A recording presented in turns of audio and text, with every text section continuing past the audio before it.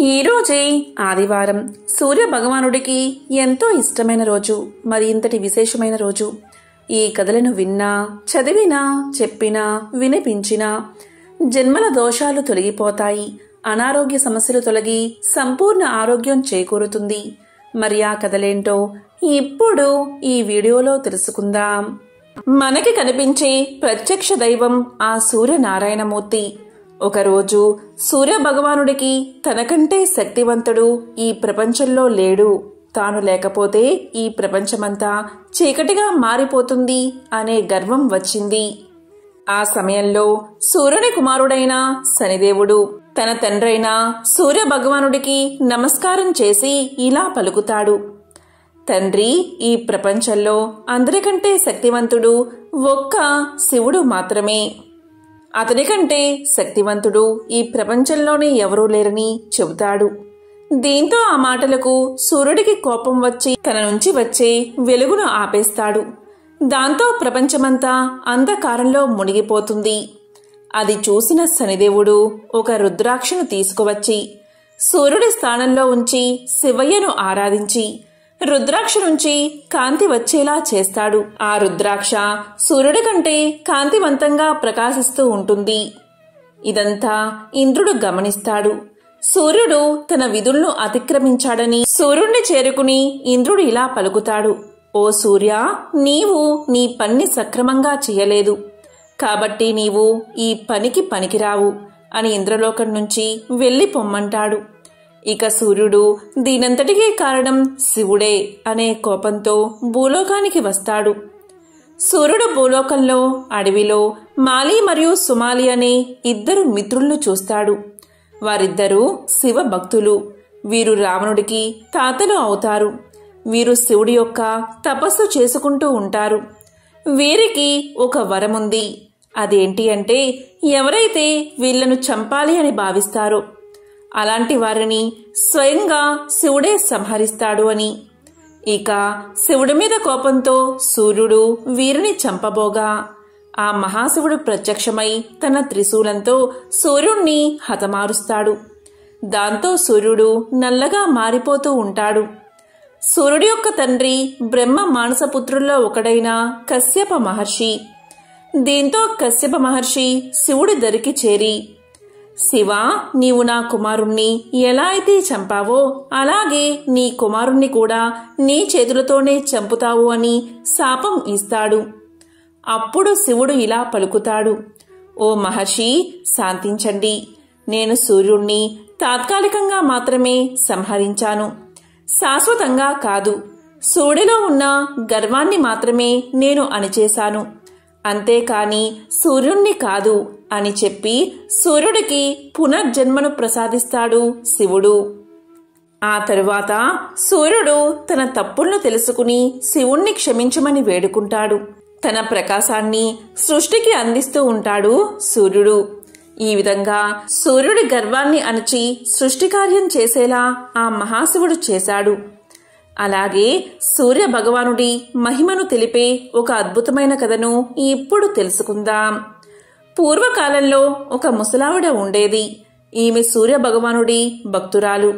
ఈమె ప్రతి ఆదివారం పొద్దున్నే లేచి స్నానం చేసి గోవు పేడ తెచ్చి వాకిలి అలికి పూజ చేసి సూర్యుడికి ప్రసాదం పెట్టి ఆమె ఒక్కపూట మాత్రమే అన్నం తినేది.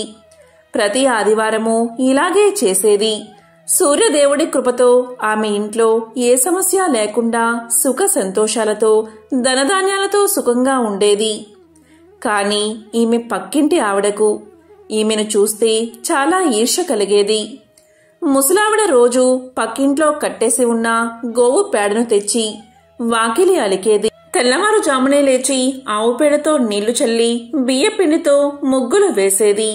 స్నానం చేసి శుచిగా దేవుణ్ణి పూజించేది.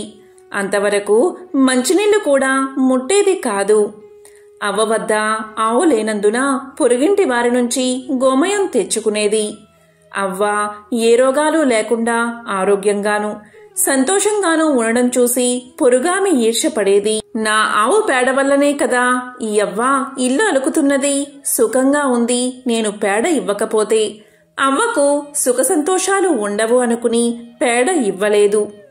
ఇల్లు అలకని కారణంగా అవ్వ ఆ రోజు తిండి తినలేదు. కాకతాళీయంగా ఆ రోజు ఆదివారం నీరసంగా దినమంతా పస్తు ఉండి నిద్రపోలేకపోయింది. రాత్రంతా ఒకటే ఆలోచన, రేపు పేడ దొరక్కపోతే ఉపవాసం ఉండాలి అనుకుంది. కరుణామయుడైన ఆ సూర్య భగవానుడు ఈ చిన్నపాటి కోరిక తీర్చడా అనుకుంది. కోడి కూతతో పక్క మీద నుంచి లేచి వీధి గుమ్మం వద్దకు వచ్చింది అవ్వ. ఆమె ఆనందానికి హద్దులు లేవు. గుమ్మం ముందు ధవలవర్ణంతో మెరిసిపోతున్న ఆవు కనిపించింది. అవ్వను చూడగానే పేడ వేసింది. అప్పుడే భాస్కరుడి కిరణాలు నేలమీద పడుతున్నాయి. అప్పుడు అవ్వ గోవుకి దండం పెట్టి గోమయంతో ఇల్లంతా అలికి సంతోషంగా నిత్య కర్మలు పూర్తి చేసింది. ఆవు అక్కడ్నుంచి కదల్లేదు. తను వండుకున్నదే ఆవుకు ముందు పెట్టి తరువాత తాను తింది అవ్వ. రాత్రైనా ఆవు కదల్లేదు. దేవుడే తనకిచ్చాడని అనుకుని ఇంట్లో కట్టింది అవ్వ. రోజు ఆవుకు మేత పెడుతుంది. పొరుగుంటామే ఈ ఆవు అవ్వకు ఎవరిచ్చారు, బహుశా దొంగలించిందేమో అనే కక్షతో గ్రామాధికారికి ఫిర్యాదు చేసింది. గ్రామాధికారి మనుషులు వచ్చి నువ్వు దొంగవు అని నేరం మోపి ఆవును తోలికెళ్లిపోయారు. ఆ రాత్రి ఆమె దేవుణ్ణి తలుచుకుంటూనే గడిపింది. అదే రాత్రి సూర్య భగవానుడు గ్రామాధికారికి కలలో కనిపించి ఆ అవ్వ దొంగ కాదు, ఆవును నేనే ఇచ్చాను, తెల్లవారక మునిపే ఆవును తిరిగి ఆమెకిచ్చి పరిహారంగా 10 రోకలివ్వి అని ఆజ్ఞాపించాడు. ఇక్కడ అవ్వ కోడి కూతతో లేచి ఈ రోజైనా పొరుగామే పేడ ఇస్తుందా లేదా అన్న ఆలోచనతో వీధిలోకి వచ్చింది. ఆ సమయంలోనే గ్రామాధికారి మనిషి అవ్వను సమీపించి, అవ్వా, ఈ ఆవు నీదే, నష్టపరిహారంగా మా యజమాని గారు 10 రోకలిచ్చారు, తీసుకో అన్నాడు. దీంతో అవ్వ ఎంతో సంతోషించింది. ప్రతినిత్యము సూర్యభగవానుణ్ణి ఆరాధించేది. దీంతో ఆ ఊళ్ళో గ్రామస్తులంతా ఆదివారం వ్రతం చేయడం మొదలుపెట్టారు. ఎంతో పవిత్రమైన విశేషమైన ఈ కథను విన్నా, చదివినా, చెప్పినా, వినిపించినా జన్మల పాపాలు తొలగి కోటి జన్మల పుణ్యం వస్తుంది. మహాభారతం అనగానే చాలామందికి కౌరవులకు పాండవులకు మధ్య జరిగిన ఘర్షణ కురుక్షేత్రంలో వినిపించిన భగవద్గీతో గుర్తుకు వస్తాయి. కానీ మహాభారతంలోని ప్రతి పర్యంలోనూ అద్భుతమైన నీతిని అందించే కథలు ఎన్నో ఉన్నాయి. ముఖ్యంగా కురుక్షేత్ర సంగ్రామం ముగిసిన తరువాత శాంతి పర్వం అనే అధ్యాయంలో రాజనీతి, గృహస్థు ధర్మం, వ్యక్తిత్వం వంటి అనేక అంశాల మీద కథలు మనకు కనిపిస్తాయి. అంపశయ్య మీద ఉన్న భీష్ముడు ధర్మరాజుకు చేసిన ఈ ఉపదేశాలు ప్రతి ఒక్కరికి ఉపయుక్తంగా ఉంటాయి. వాటిలో ఒక ముఖ్యమైన కథే ఈ వేటగాడు పావురాళ్ల కథ. పూర్వకాలంలో ఒక బోయవాడు అడవిలోని పక్షుల మీద ఆధారపడి జీవనం సాగించేవాడు. నిత్యము ఆ బోయవాడు అడవికి వెళ్తూ అక్కడ పక్షుల కోసం వల వేసేవాడు. తన వలలో చిక్కిన పక్షులు కొన్నిటితో తన కడుపు నింపుకుని మిగతా వాటిని అమ్ముకుని నిబ్బరంగా రోజులు గడిపేసేవాడు. అలాంటి ఒక రోజున వేటగాడు ఎప్పటిలాగే వల పన్నాడు. ఆ వలలో కావాల్సినన్ని పక్షులు చిక్కుకున్నాయి. ఇక వాటిని తీసుకుని ఇంటికి బయలుదేరదామనేలోగా తీవ్రమైన గాలివాన మొదలైనది. ఒక పక్క వర్షం, దానికి తోడు గజగజ వణికించేస్తున్న చలి. ఆ చలిలో తడిసి ముద్దైపోతూ వేటగాడు ఒక పెద్ద చెట్టు కింద నిలబడి ఉన్నాడు. వేటగాడు నిలబడిన చెట్టు మీద ఒక పావురాల జంట నివసిస్తుంది. ఆ రోజు ఉదయం వేటకని బయలుదేరిన ఆడపావురం ఇంకా గూటికి చేరుకోనేలేదు. ఇంకా తిరిగిరాని తన భార్య గురించి గూటిలోని మగపావురం తపించపోసాగింది. ఇంత చీకట్లో ఇంతింతగా ముంచుకొస్తున్న వర్షంలో, రక్తం గడ్డగట్టుకుపోయే చలిలో తన భార్య ఏ కష్టం పడుతుందో అని మగపావురం తల్లడిల్లిపోతుంది. తన భార్య లేని జీవితం వృధా కదా అని వేదన పడుతుంది. ఇంతకీ ఈ ఆడపావురం ఎక్కడో లేదు. చెట్టు కింద నిలబడి ఉన్న వేటగాడి వలలో మిగతా పక్షులతో పాటు అది కూడా చిక్కుకుని ఉంది. వేటగాడి వల్లో ఉన్న ఆడపావురం భర్త వేదన్ని విన్నది. వెంటనే ఇలా పలికింది, నేను ఇక్కడే ఉన్నాను. నువ్వు నా కోసం పడుతున్న తపన చూసి నాకు చాలా సంతోషంగా ఉంది. కాని ఏం చేస్తాం, విధిరాతను తప్పించలేం కదా. కాని ఇదిగో ఈ చెట్టు కింద ఉన్న వేటగాడు ప్రస్తుతం మన అతిథి. అతనికి ఏ లోటు రాకుండా చూసుకోవడం మన బాధ్యత అని మగపావురంతో పలికింది. భార్య మాటలు విన్న పావురం కిందకి చూసింది. అక్కడ నిజంగానే ఒక వేటగాడు గజగజా వణికిపోతూ కనిపించాడు. అప్పుడు మగపావురం ఇలా పలికింది. వేటగాడి దగ్గరికి వెళ్లి ఇలా చెప్పింది, అయ్యా, నా భార్య చెప్పిన మాట నిజమే. మీరు ఇవాళ మా అతిథి. మీకేం కావాలో సెలవియ్యండి అని అడిగింది. పావురం మాటలకు వేటగాడు దీనంగా ఇలా పలికాడు, నేను ఈ చలిబాధను తట్టుకోలేకపోతున్నాను. దయచేసి ఈ మాయదారి చెడు నుంచి నా ప్రాణాలు కాపాడే ఉపాయం ఏదైనా చూడు అంటూ వేడుకున్నాడు. వెంటనే పావురం కొన్ని చితుకులు ఏరుకు వచ్చి వేటగాడి దగ్గర మంట వేసింది. ఆ మంటలో చలిని కాచుకున్న వేటగాడికి చలైతే తగ్గింది కాని ఆకలి మొదలైనది. వేటగాడి బాధను గ్రహించిన మగపావురం ఇలా పలికింది, అయ్యా, మీ మనుషుల్లాగా మా దగ్గర ఆహారం నిలవ ఉండదు కదా. పైగా మీకు ఎలాగూ పక్షులను తినే అలవాటు ఉంది. కాబట్టి నన్నే ఆహారంగా స్వీకరించండి అంటూ ఆ చలి మంటలోకి ఒక్కసారిగా దూకింది.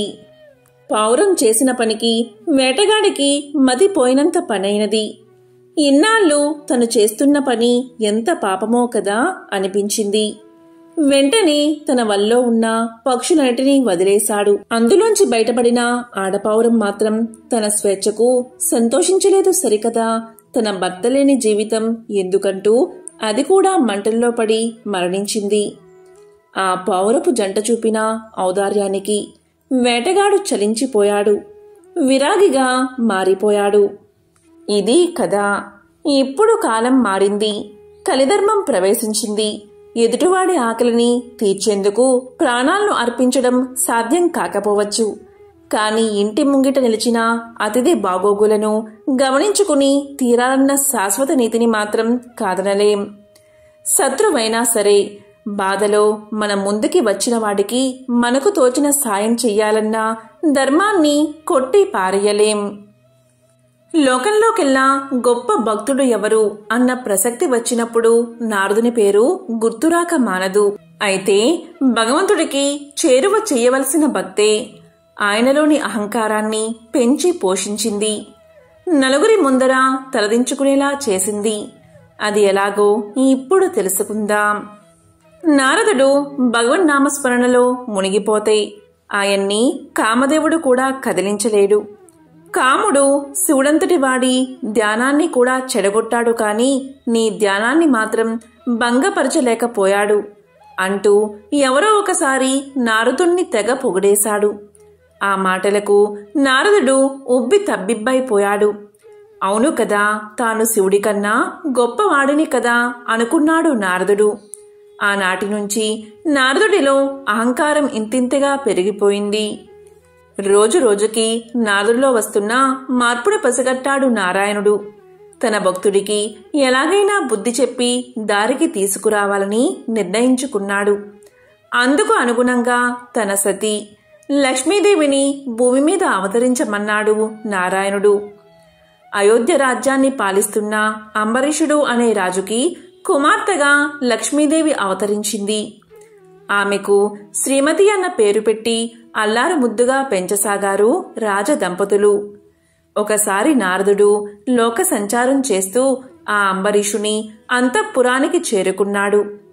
అక్కడ అందాల రాశిగా ఉన్న లక్ష్మీదేవిని చూసిన నారదుడి మనసు చలించిపోయింది. ఎలా అయినా ఆమెను తన భార్యగా చేసుకోవాలన్న మోహం మొదలైనది. తన మనసులో ఉన్న మాటను అంబరీషుడి వద్ద ప్రస్తావించాడు నారదుడు. నారదుని కోరికను విన్న అంబరీషుడికి ఏం చెయ్యాలో పాలుపోలేదు. తన కుమార్తె మనసుని తెలుసుకోకుండా అవునంటే తప్పు, పోనీ అంతటి ఋషి మాటను కాదంటే ఏం జరుగుతుందో అన్న భయం. అందుకని మధ్య మార్గంగా ఒక ఉపాయాన్ని ఆలోచించాడు అంబరీషుడు. అంబరీషుడు నారదునితో ఇలా పలికాడు: స్వామి, నేను ఒక స్వయంవరాన్ని ఏర్పాటు చేస్తాను. అందులో కనుక నా కుమార్తె మిమ్మల్ని వరిస్తే ఆమెను మీకిచ్చి వివాహం చేయడానికి నాకేమీ అభ్యంతరం లేదు అన్నాడు. అంతవరకు బాగానే ఉంది, కాని స్వయంవరంలో రాజకుమారి తననే వివాహం చేసుకుంటుంది అన్న నమ్మకం ఏమిటి అన్న అనుమానం కలిగింది నారదునికి. అందుకోసం ఏదైనా ఉపాయాన్ని సూచించమంటూ సాక్షాత్తు ఆ శివుడి చెంతకు వెళ్లాడు నారదుడు. నారదుని అనుమానాన్ని విన్న శివుడు చిరునవ్వుతో ఇలా పలికాడు: నారాయణ్ణి మించిన అందగాడు ఎవరుంటారు? నువ్వు కనుక విష్ణుమూర్తంత అందంగా కనిపిస్తే ఆ అమ్మాయి తప్పకుండా నిన్నే వరించి తీరుతుంది అన్నాడు శివుడు. శివుడి ఉపాయాన్ని విన్న నారదునికి అది సబబుగానే తోచింది. అందుకని నిదానంగా వైకుంఠానికి చేరుకున్నాడు. వైకుంఠానికి వెళ్లి ఇలా పలికాడు: స్వామి, భూలోకంలో శ్రీమతి అనే రాజకుమారికి స్వయంవరం జరుగుతుంది. ఆ స్వయంవరంలో పాల్గొని ఎలాగైనా ఆమెను దక్కించుకోవాలని నేను అనుకుంటున్నాను.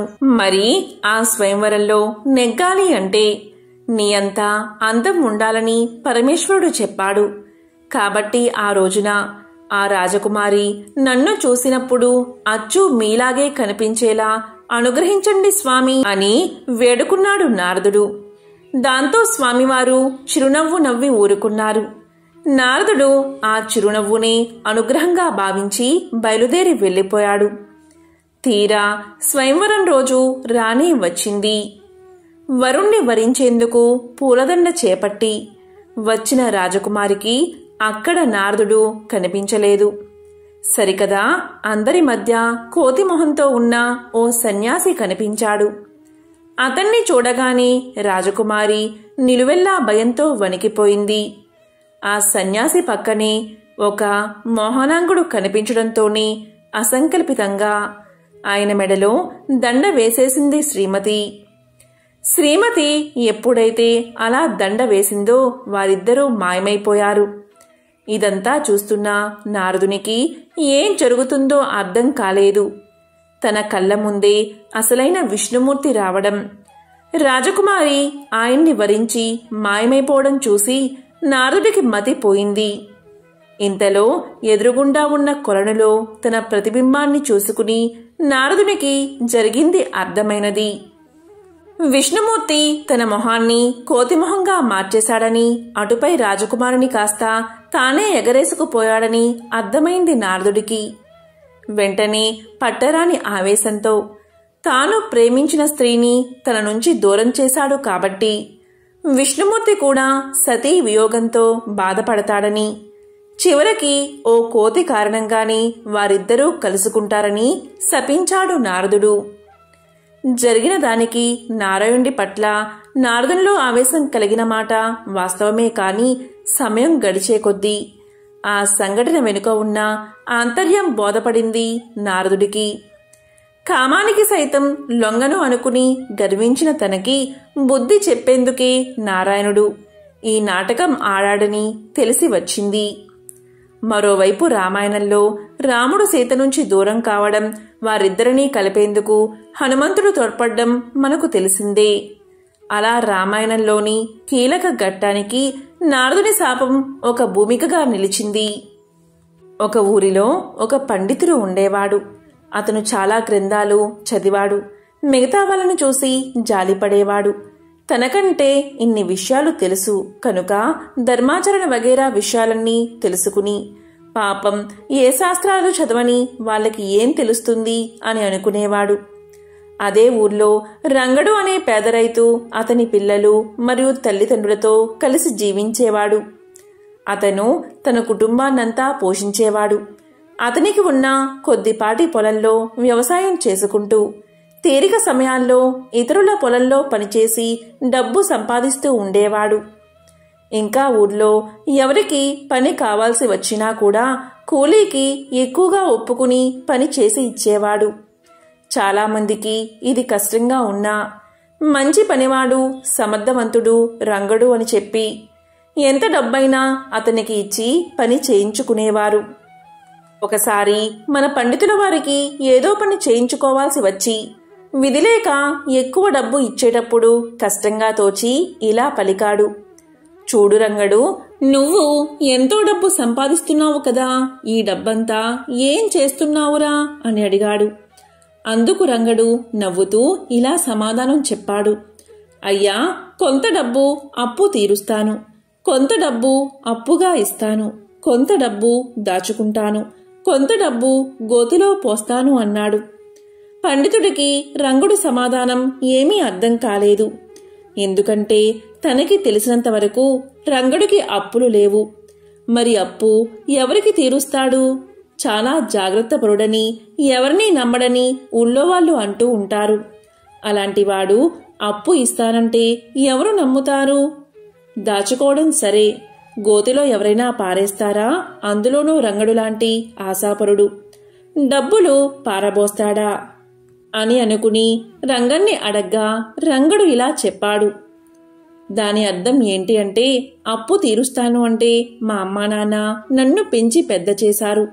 వాళ్లకు నేను ఎంతో రుణపడి ఉన్నాను కదా, వాళ్లను పోషించడానికి కొంత డబ్బు ఖర్చు పెడతాను. ఈ విధంగా వాళ్ల రుణం కొంత తీర్చుకుంటాను కదా. నా పిల్లల్ని పోషించడానికి కొంత డబ్బు ఖర్చు పెడతాను. వాళ్ళు పెరిగి పెద్దయ్యాక నన్ను పోషిస్తారు కదా, మరి అది అప్పు ఇవ్వడం లాంటిదే కదా. ఇక దాచుకోవడం అంటే మీకు తెలియంది ఏముంది స్వామి, ఈ జన్మ శాశ్వతం కాదు, ఇంకా ఎన్నో జన్మలు ఎత్తవలసి వస్తుంది. ఏ జన్మలో అయినా సరే మనం చేసిన పుణ్యమే, దయతో చేసిన దానమే మనకు జన్మ జన్మల్లోనూ తోడుగా వస్తాయి. మిగతావి ఎంత సంపాదించినా గోతిలో పోసినట్లే వదిలిపోవాల్సిందే.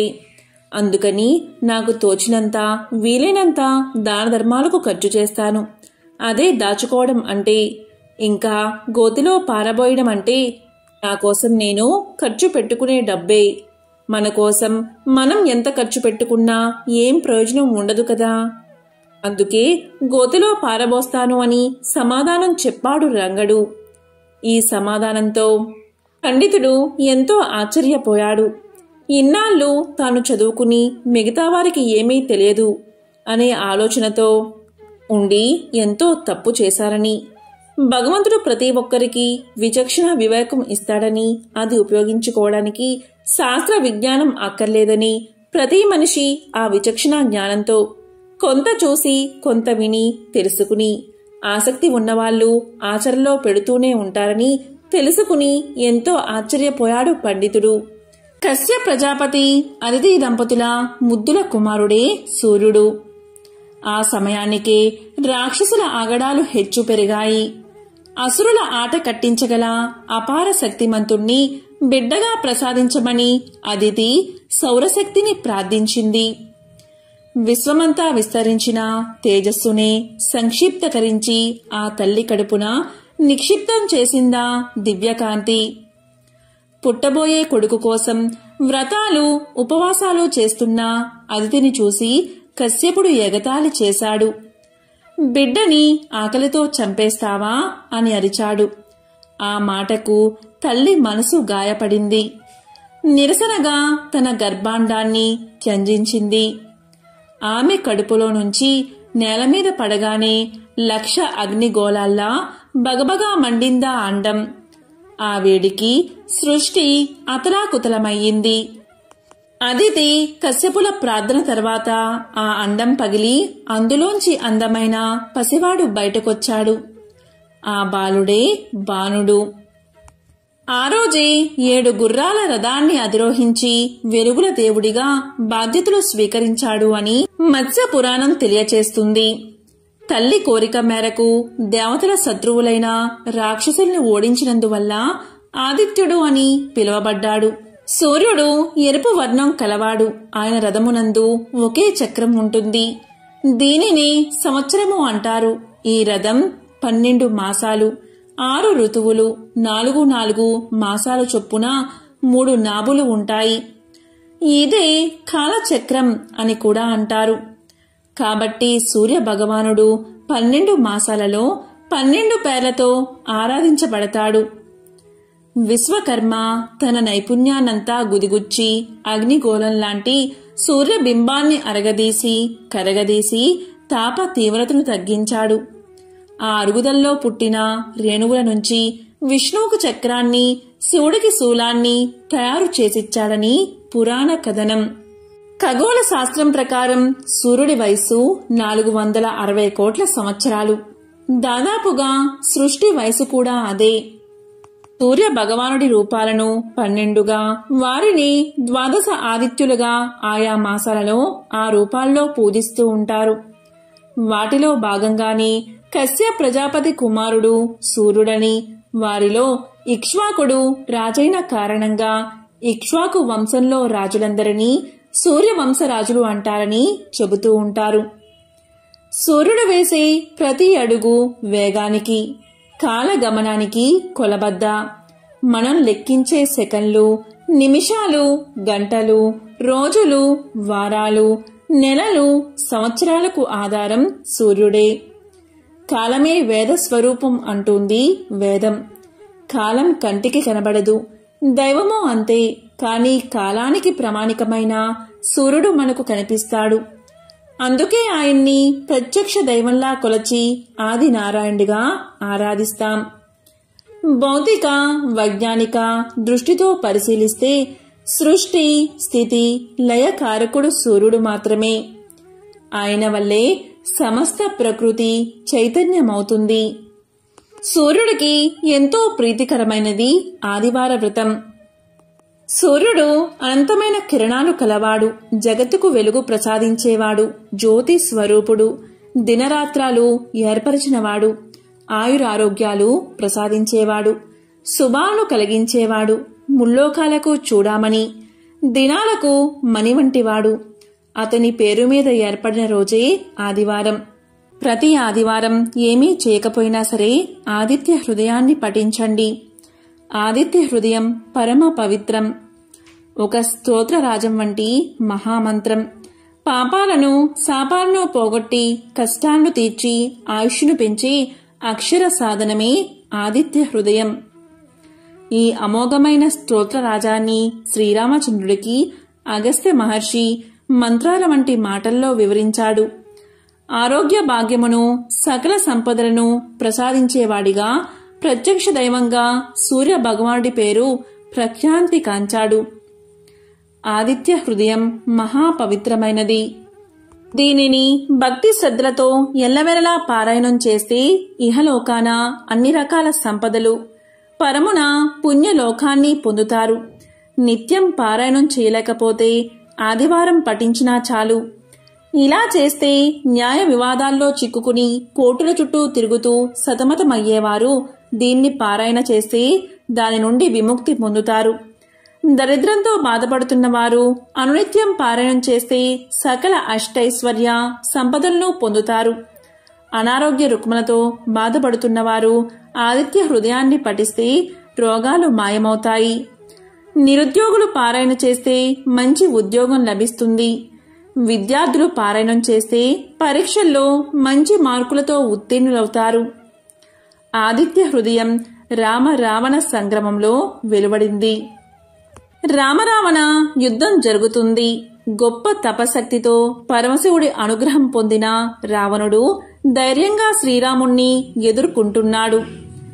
రావణుణ్ణి ఎలా సంహరించడమా అని శ్రీరాముడు తీవ్రంగా ఆలోచిస్తున్నాడు.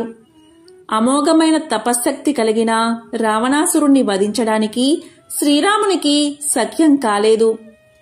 రావణుడు చావు లేకుండానట్లు అనేక వరాలు పొందడం వల్ల శ్రీరామునికి రావణాసుర వధ వీలు కాలేదు. శ్రీరాముడు ఎన్ని అస్త్రశస్త్రాలు ప్రయోగించినా రావణుడు చావలేదు. దీనితో శ్రీరాముడు ఎంతో బాధపడ్డాడు.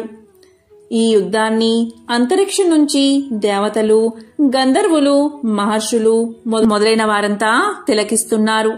వారిలో అగస్త్య మహర్షి కూడా ఉన్నాడు. రావణుడి యుద్ధ తీవ్రత చూసి దిగులుతో ఉన్న శ్రీరాముడి సమీపానికి అగస్త్యుడు వచ్చి అతడి దైవత్వాన్ని గుర్తుచేసి ఆదిత్య హృదయ మంత్రాన్ని బోధించాడు. రామ రావణ యుద్ధాన్ని చూడడానికై దేవతలతో కలిసి అగస్త్య మహాముని శ్రీరాముణ్ణి చేరుకుని ఇలా పలికాడు. ఓ రామా, నీకు మహాపవిత్రమైన రహస్యాన్ని చెప్తాను. శ్రద్ధగా విను. దీనివల్ల నీవు యుద్ధంలో రావణుణ్ణి సులభంగా జయిస్తావు. మహాపుణ్యప్రదం, జయప్రదం, మంగళకరం, శుభకరం, సమస్త పాపాలను నశింపచేసేది, దీర్ఘ ఆయుష్ను కలగజేసేది అయిన ఆదిత్య హృదయాన్ని నీకు ఉపదేశిస్తాను. దీనిని నీవు భక్తి శ్రద్ధలతో పఠిస్తే యుద్ధంలో సులభంగా విజయాన్ని సాధిస్తావు అని చెప్పి మంత్రాన్ని ఉపదేశించాడు.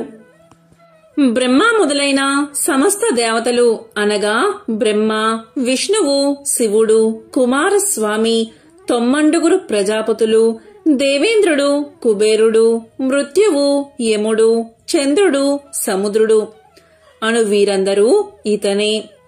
పితృదేవతలు, అష్టవసువులు, సాధ్యులు, అశ్విని దేవతలు, మరుత్తులు, మనువు, వాయువు, అగ్ని మొదలగు వారిలో సూర్యుడే అంతర్యామి అయి ఉన్నాడు.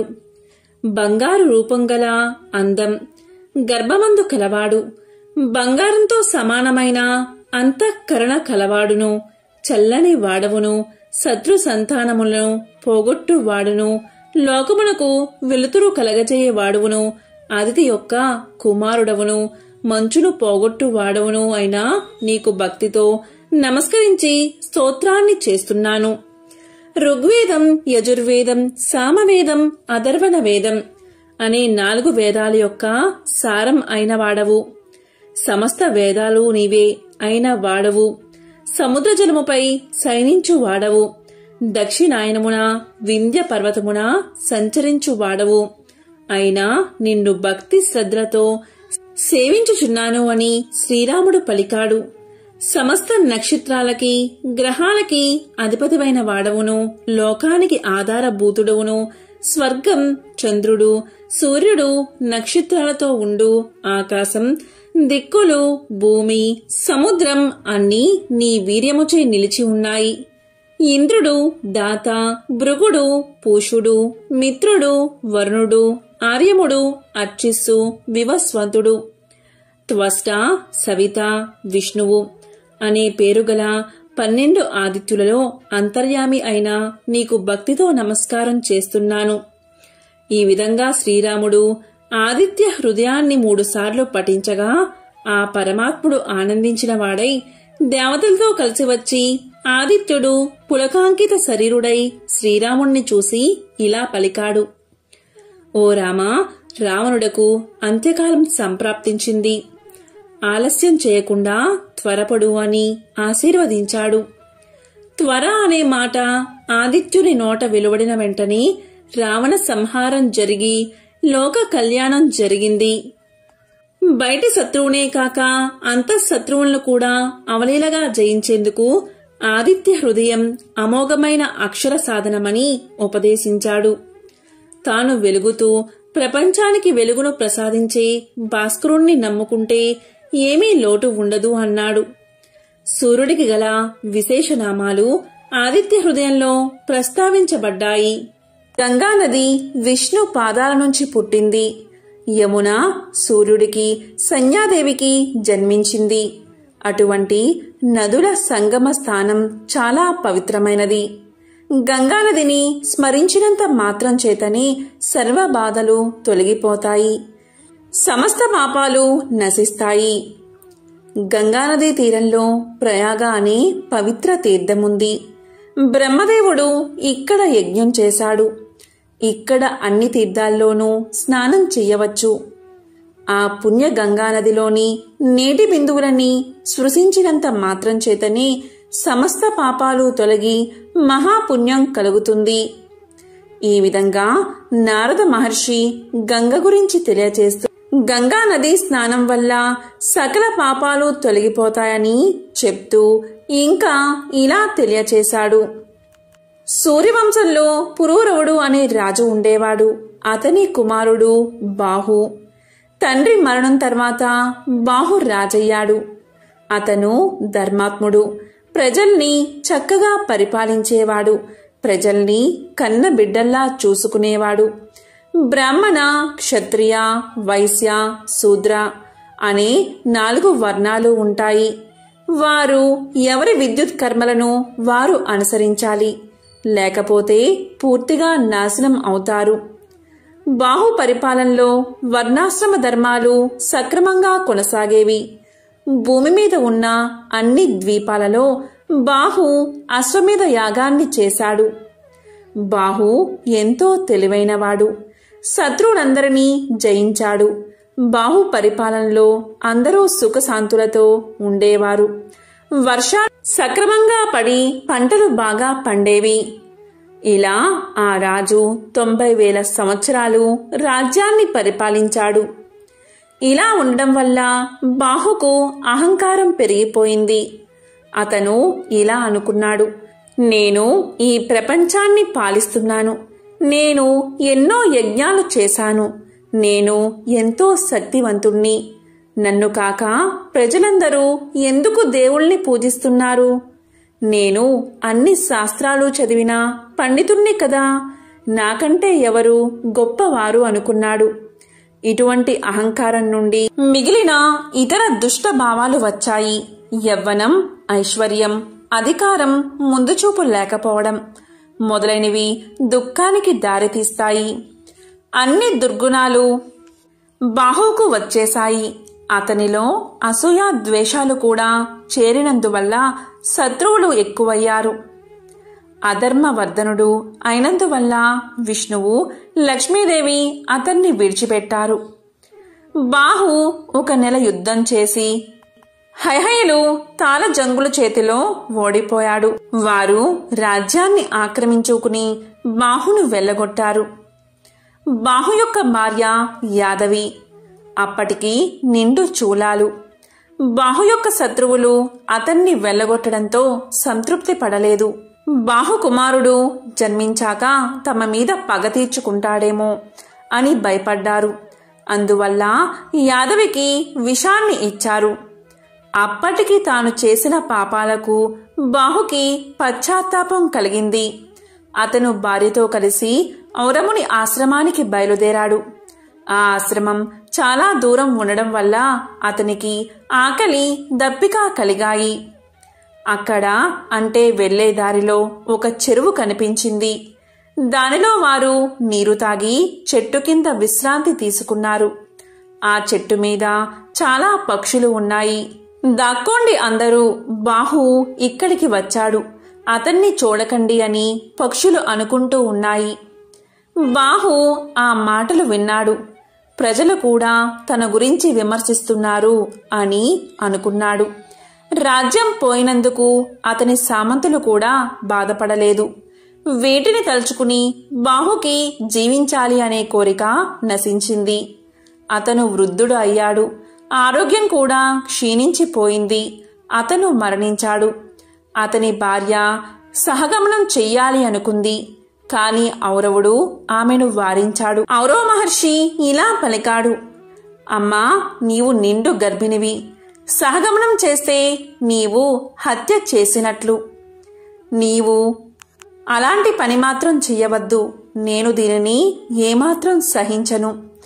నీవు ఒక శక్తివంతుడైన రాజుకి జన్మను ఇవ్వబోతున్నావు అన్నాడు. దానికి ఆమె అంగీకరించి భర్తకు అంత్యక్రియలు చేసి ఔరవముని ఆశ్రమానికి వెళ్ళింది. ఔరవుని ఆశ్రమంలో యాదవి ఒక కుమారుణ్ణి కన్నది. శత్రువులు ఆమెకు ఇచ్చిన విషం ప్రసవ సమయంలో బయటకు వచ్చేసింది. తల్లిని బిడ్డను ఆ విషం ఏమీ చెయ్యలేదు. గర అంటే విషమని అర్థం, సా అంటే కూడా అని అర్థం. కాబట్టి ఆమె కుమారుడికి సగరుడు అనే పేరు పెట్టింది. ఔరవుడు సగరుడికి అన్ని శాస్త్రాలు నేర్పించాడు. క్షత్రియ ధర్మాలను తెలియచేశాడు. అతను పెద్దవాడిన తర్వాత యుద్ధకళ నేర్పించాడు. సగరుడు న్యాయవంతుడు, ధైర్యవంతుడు అయ్యాడు.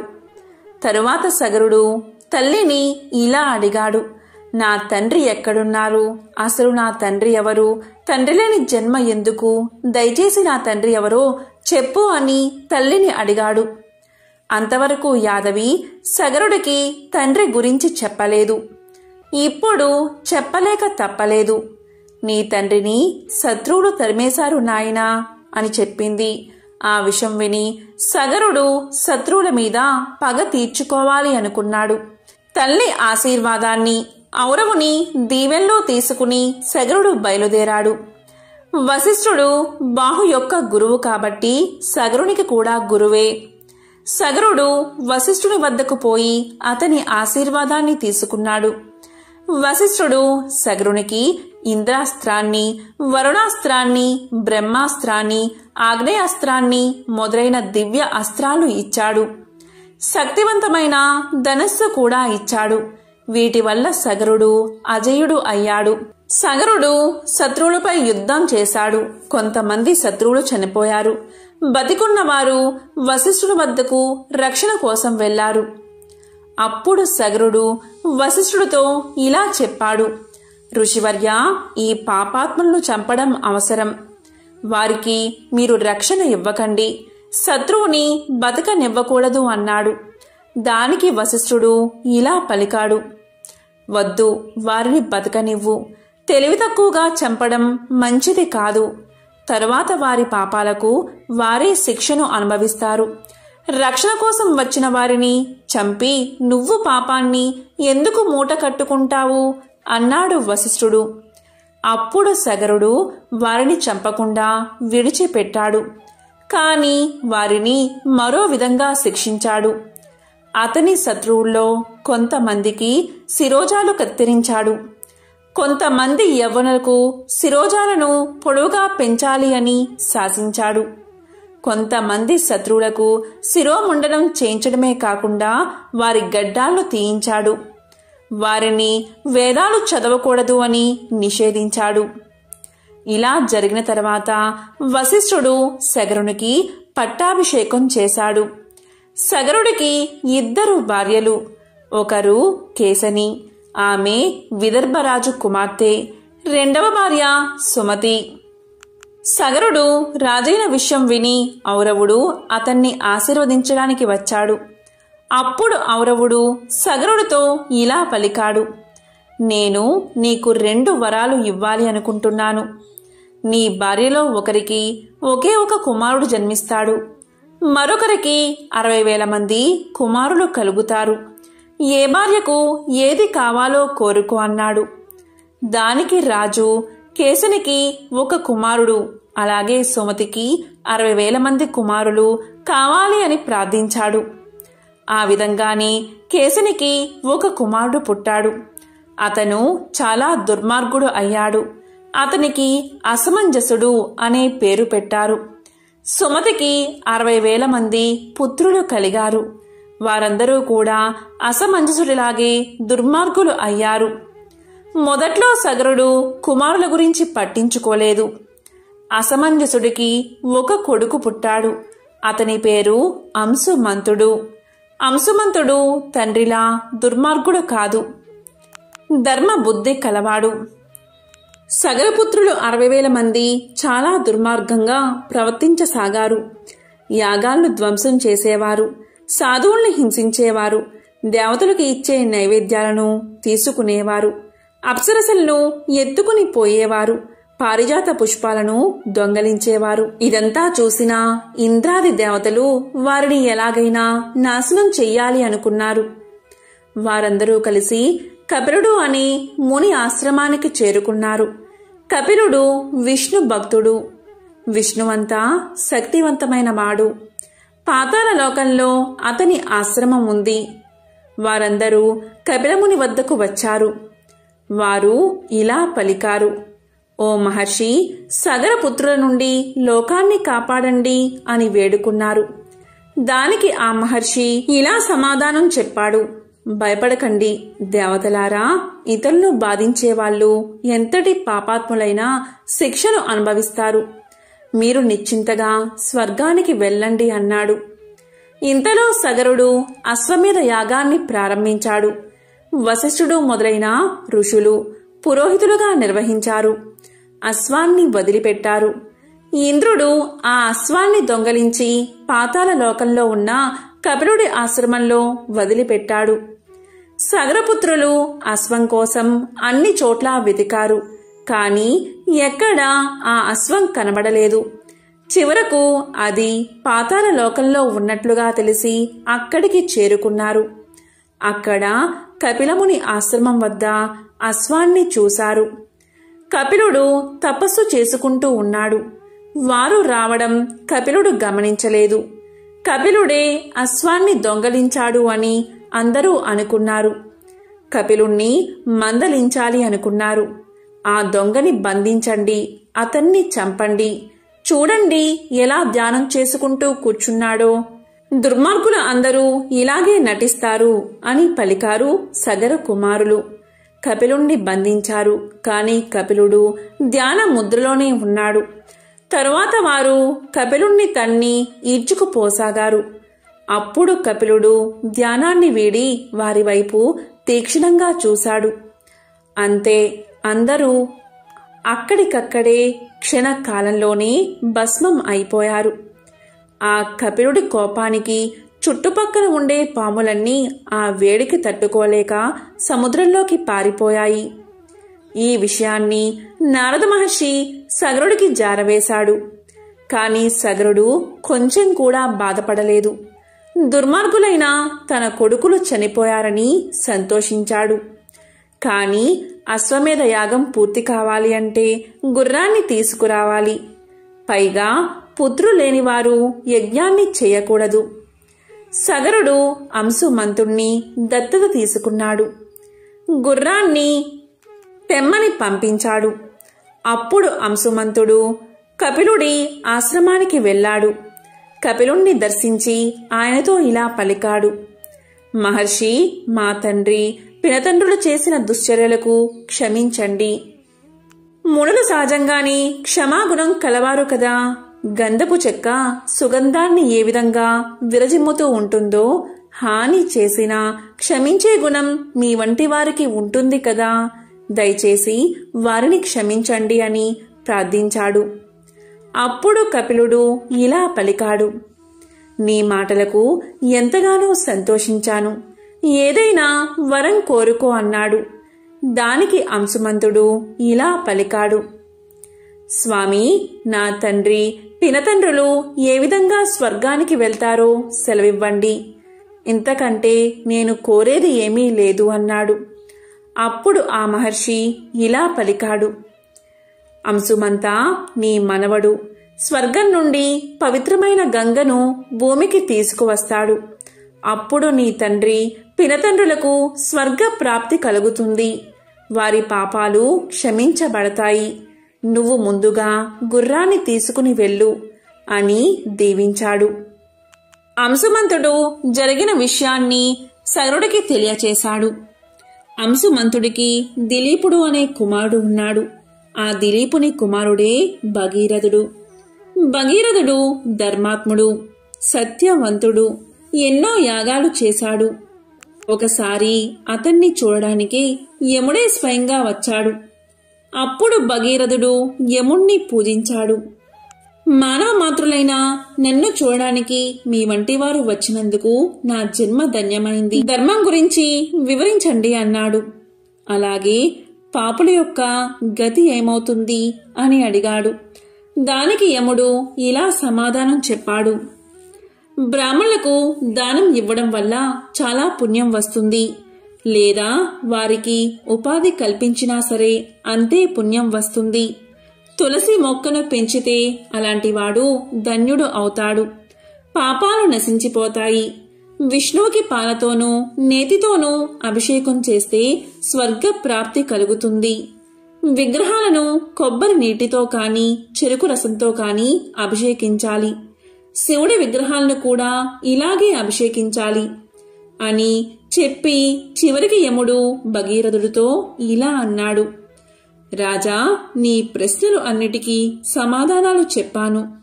ధర్మంగా ప్రవర్తించి అభివృద్ధి చెందు, ప్రజల్ని బాగా పరిపాలించు, విష్ణు భక్తిని కలిగి ఉండు. కాని శివకేశవులకు భేదం లేదని గ్రహించు. నీ పూర్వీకులు పాపాత్ములు, వారు నరకంలో నానా బాధలు పడుతున్నారు. వారి భస్మాలపై గంగానది ప్రవహిస్తే వారికి ముక్తి కలుగుతుంది. నీకు ఇవే నా ఆశీస్సులు అని ఆశీర్వదించి అంతర్ధానమయ్యాడు యముడు. అంతా విన్న భగీరథుడు గంగను భూమి మీదకు తీసుకురావడానికి గోదావరి తీరానికి వెళ్లి తపస్సు చేయడం మొదలుపెట్టాడు. అక్కడ భృగు మహర్షి ఆశ్రమం ఉంది. అతని ఆశ్రమం చుట్టూ అనేక రకాల వృక్షాలు, పువ్వులు ఉన్నాయి. ఆ అడవిలో వన్య మృగాలు ఉన్నాయి. అనేక రకాల పక్షులు, నెమళ్ళు ఉన్నాయి.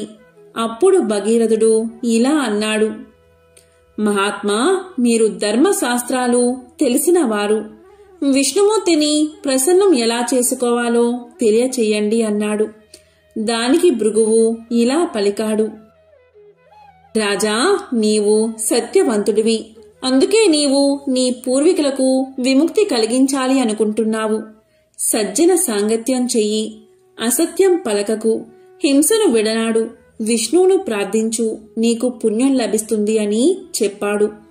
అప్పుడు భగీరథుడు ఇలా అడిగాడు: అసలు మహర్షి, సత్యం అంటే ఏమిటి? అహింస అంటే ఏమిటి? విష్ణువుని ఎలా ప్రార్థించాలి?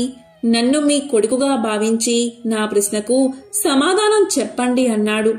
దానికి ఆ భృగు మహర్షి ఇలా సమాధానం చెప్పాడు: మతానికి విరుద్ధం కాని వాటిని చెప్పడమే సత్యం.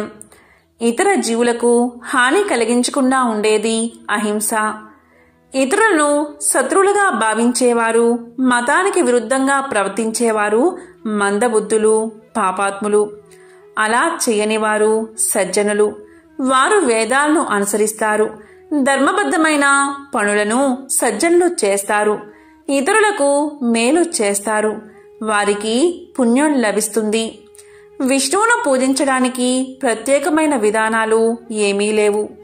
ఎందుకు అంటే విశ్వమంతా విష్ణువు వ్యాపించి ఉన్నాడు. సర్వజీవులు విష్ణు యొక్క అంశలే అనే భావాన్ని కలిగి ఉండాలి అని చెప్పాడు భృగు మహర్షి. ఈ మాటలన్నీ విన్న తర్వాత భగీరథుడు భృగు వద్ద సెలవు తీసుకుని తపస్సుకై అడవులకు వెళ్ళాడు. కొంతకాలం అడవిలో తపస్సు చేసిన తర్వాత హిమాలయాలకు వెళ్ళాడు. అక్కడ గంగానది ప్రవహిస్తూ ఉంది. ఆ ప్రదేశంలో భగీరథుడు ఘోరమైన తపస్సు చేశాడు. చాలా కాలం గడిచిపోయింది. ప్రాణాయామం చేస్తూ 60,000 సంవత్సరాలు తపస్సు చేశాడు. భగీరథుని నాసిక రంధ్రాల ద్వారా పొగరావడం ప్రారంభించింది. అప్పుడు దేవతలు భగీరథుడి తపస్సుకి భయకంపితులు అయ్యారు. అతను వరాన్ని పొంది తమను స్వర్గం నుంచి గెంటి వేస్తాడు అనుకుని అతని తపస్సుకు భంగం చెయ్యాలి అనుకున్నారు. వారు క్షీరోద అనే మహాసముద్ర ప్రాంతానికి వెళ్లి విష్ణువును ప్రార్థించారు. అప్పుడు విష్ణువు ప్రత్యక్షమై భగీరథునికి అటువంటి దురుద్దేశం లేదని దేవతలకు చెప్పి భగీరథుడికి సాక్షాత్కరించాడు శ్రీ మహావిష్ణువు.